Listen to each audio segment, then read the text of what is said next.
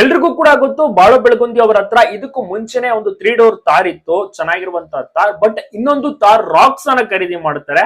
ಅವ್ರಿಗೆ 5 ಡೋರ್ ತಾರ್ ಅವಶ್ಯಕತೆ ಅಂತ, ಯಾಕಂದ್ರೆ ಮಗ ಕೂಡ ಬಂದ, ಈಗ ಮಗನಿಗೆ ಸುತ್ತಾಡಿಸ್ಬೇಕು. ಸೊ ಒಂದು 5 ಡೋರ್ ತಾರ್ ಇದ್ರೆ ಅಂದ್ರೆ ಬ್ಯಾಕ್ ಕೂಡ 2 ಡೋರ್ ಬರುತ್ತೆ. ಸೊ ಅದು ತಗೋಬೇಕು ಅಂತ ಬಹಳಷ್ಟು ಆಸೆ ಇತ್ತು. ಮಗು ಹುಟ್ಟಿದ ಬಳಿಕ ಈ ಒಂದು ಕಾರನ್ನ ಖರೀದಿ ಮಾಡ್ತಾರೆ.